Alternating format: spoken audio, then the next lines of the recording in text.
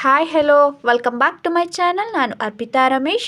ಇವತ್ತಿನ ವಿಡಿಯೋದಲ್ಲಿ ತುಂಬ ಸಿಂಪಲ್ ಆಗಿ ಮೇಕೆ ಕಾಲಲ್ಲಿ ಹೇಗೆ ಸಾಂಬಾರು ಮಾಡ್ಕೊಳ್ಳೋದು ಅಂತ ತೋರಿಸ್ತಾ ಇದ್ದೀನಿ. ಬಿಸಿ ಬಿಸಿ ರಾಗಿ ಮುದ್ದೆಗಾಗಿರ್ಬೋದು, ಚಪಾತಿ, ದೋಸೆ, ಇಡ್ಲಿ ಮತ್ತು ರೈಸ್ಗೆಲ್ಲ ತುಂಬ ರುಚಿಯಾಗಿರುತ್ತೆ. ಹಾಗೆ ತುಂಬಾ ಆರೋಗ್ಯಕರವಾದಂತಹ ರೆಸಿಪಿ ಇದು. ಒಂದ್ಸಲ ನಾನು ಮಾಡಿರುವಂತಹ ವಿಧಾನದಲ್ಲಿ ಟ್ರೈ ಮಾಡಿ ನೋಡಿ, ತುಂಬ ರುಚಿಯಾಗಿ ಬರುತ್ತೆ. ಮಾಡೋದು ಹೇಗೆ ಅಂತ ನೋಡೋಣ. 4 ಕುರಿ ಕಾಲನ್ನ ತಗೊಂಡಿದ್ದೀನಿ. ಚೆನ್ನಾಗಿ ಕ್ಲೀನ್ ಮಾಡಿಸಿ ಮನೆಗೆ ತಂದ್ಮೇಲೂ 4ರಿಂದ 5 ಬಾರಿ ಉಪ್ಪು ಮತ್ತು ಅರಿಶಿಣ ಹಾಕಿ ಚೆನ್ನಾಗಿ ತೊಳೆದು ನೀರು ಸೋರ್ಲಿ ಅಂತ ಎತ್ತಿಟ್ಕೊಂಡಿದ್ದೀನಿ ಒಂದು ಬೌಲ್ಗೆ. ಈ ಕಡೆ ಒಂದು ಕುಕ್ಕರ್ನ ಬಿಸಿಗೆ ಇಟ್ಕೊಂಡು ಕುಕ್ಕರು ಲೈಟಾಗಿ ಬಿಸಿ ಆಗ್ತಿದ್ದಂಗೆ 2 ಟೇಬಲ್ ಸ್ಪೂನ್ ಆಗೋಷ್ಟು ಆಯಿಲ್ನ ಹಾಕ್ಕೊಂಡು ದೊಡ್ಡ ಸೈಜಿಂದು 1 ಈರುಳ್ಳಿನ ಚೆನ್ನಾಗಿ ಫ್ರೈ ಮಾಡ್ಕೊಳ್ತಾ ಇದ್ದೀನಿ.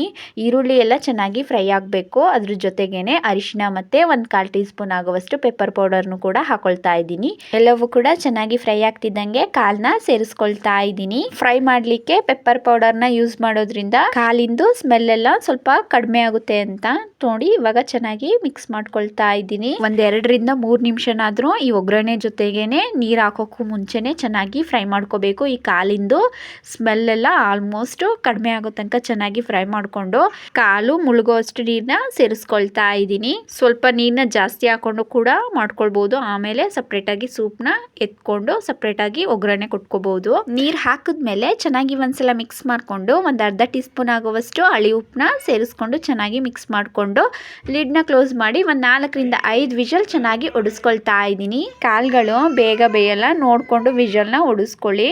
ಇದು ಆಗ್ತಾ ಇರಲಿ ಅಷ್ಟರೊಳಗಡೆ ಒಂದು ಮಸಾಲೆನ ರುಬ್ಕೊಂಬರೋಣ. ಒಂದು ಮಿಕ್ಸಿ ಜಾರಿಗೆ ಹುರಿದಿಟ್ಕೊಂಡಿರುವಂತಹ 1 ದೊಡ್ಡ ಸೈಜಿಂದು ಈರುಳ್ಳಿ, 1 ಗಡ್ಡೆ ಆಗೋಷ್ಟು ಬೆಳ್ಳುಳ್ಳಿ, 1/2 ಇಂಚ್ ಆಗೋಷ್ಟು ಶುಂಠಿ, 2 ಹಸಿಮೆಣಸಿನ್ಕಾಯಿ, 1 ಚಿಕ್ಕ ಸೈಜಿಂದು 1 ಟೊಮ್ಯಾಟೊ, 4ರಿಂದ 5 ಟೇಬಲ್ ಸ್ಪೂನ್ ಆಗುವಷ್ಟು ತೆಂಗಿನ ತುರಿ, ಅರ್ಧ ಇಂಚು ಚಕ್ಕೆ, 4 ಲವಂಗ, 8ರಿಂದ 10 ಕಾಳಾಗುವಷ್ಟು ಕರಿಮೆಣಸು, ಸ್ವಲ್ಪ ಗೋಡಂಬಿ, 1/4 ಟೀ ಸ್ಪೂನ್ ಜೀರಿಗೆ, 1/4 ಟೀ ಸ್ಪೂನ್ ಸೋಂಪುನ ಸೇರಿಸ್ಕೊಂಡಿದ್ದೀನಿ. ಜೀರಿಗೆ, ಸೋಂಪು ಹಾಗೆ ಗೋಡಂಬಿ ಆಪ್ಷನಲ್. 1 ಟೀ ಸ್ಪೂನ್ ಆಗುವಷ್ಟು ಹುರಿಗಡಲೆ, ಸ್ವಲ್ಪ ಪುದೀನ ಸೊಪ್ಪು ಹಾಗೆ 1 ಹಿಡಿ ಆಗುವಷ್ಟು ಫ್ರೆಶ್ ಕೊತ್ತಂಬರಿ ಸೊಪ್ಪು, ಸ್ವಲ್ಪ ನೀರನ್ನ ಸೇರಿಸ್ಕೊಂಡು ಚೆನ್ನಾಗಿ ರುಬ್ಕೊಳ್ತಾ ಇದ್ದೀನಿ.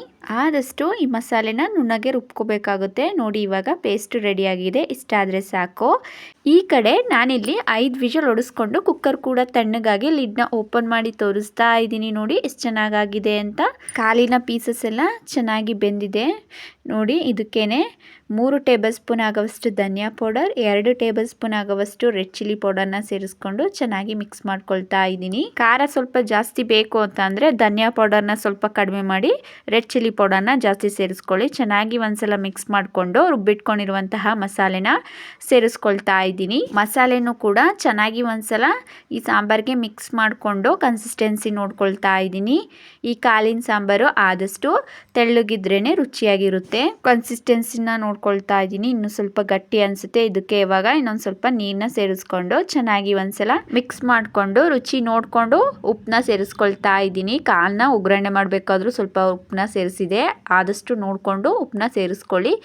ಒಂದ್ಸಲ ಚೆನ್ನಾಗಿ ಮಿಕ್ಸ್ ಮಾಡಿಕೊಂಡು ಕುದಿಯೋಕೆ ಬಿಡ್ತೀನಿ. ನೋಡಿ ಕುದೀತಾ ಇದೆ. ಒಂದ್ಸಲ ಚೆನ್ನಾಗಿ ಮಿಕ್ಸ್ ಮಾಡಿಕೊಂಡು ಉಪ್ಪು ಖಾರ ಎಲ್ಲ ಕರೆಕ್ಟಾಗಿದೆಯಾ ಅಂತ ನೋಡಿಕೊಂಡು ಕನ್ಸಿಸ್ಟೆನ್ಸಿನೂ ಕರೆಕ್ಟಾಗಿದೆಯಾ ಅಂತ ಈ ಟೈಮ್ನಲ್ಲಿ ನೋಡಿಕೊಂಡು ಲಿಡ್ನ ಕ್ಲೋಸ್ ಮಾಡಿ ಮತ್ತೆ 3 ವಿಷಲ್ ಒಡಿಸ್ಕೊಳ್ತಾ ಇದ್ದೀನಿ. ಟೋಟಲಿ ನಾನು 7 ವಿಷಲ್ ಒಡಿಸ್ಕೊಂಡಿದ್ದೀನಿ.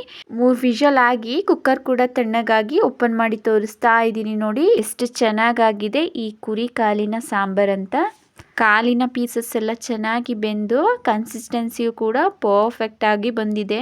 ಬಿಸಿ ಬಿಸಿ ಮುದ್ದೆಗಂತೂ ತುಂಬ ರುಚಿಯಾಗಿರುತ್ತೆ. ಇದೇ ಪ್ರೊಸೀಜರಲ್ಲಿ ಸ್ವಲ್ಪ ಮಸಾಲೆನ ಜಾಸ್ತಿ ಹಾಕೊಂಡು ತಲೆಕಾಲು ಎರಡನ್ನೂ ಸೇರಿಸಿ ಮಾಡ್ಕೊಳ್ಬೋದು. ಈ ಕುರಿ ಕಾಲಿನ ಸಾಂಬಾರ್ ರೆಸಿಪಿ ನಿಮಗೆ ಇಷ್ಟ ಆಗಿದ್ರೆ ಮನೇಲಿ ಒಂದ್ಸಲ ಟ್ರೈ ಮಾಡಿ. ಹೇಗೆ ಬಂತು ಅಂತ ಕಮೆಂಟ್ ಸೆಕ್ಷನಲ್ಲಿ ಕಮೆಂಟ್ ಮಾಡಿ ತಿಳಿಸಿ. ಹಾಗೆ ಲೈಕ್ ಮಾಡಿ, ಶೇರ್ ಮಾಡಿ. ಇನ್ನಷ್ಟು ಈಸಿ ರೆಸಿಪೀಸ್ಗೋಸ್ಕರ ನಮ್ಮ ಚಾನಲ್ನ ಸಬ್ಸ್ಕ್ರೈಬ್ ಮಾಡ್ಕೊಳ್ಳೋದಂತೂ ಮರಿಬೇಡಿ. Thank you.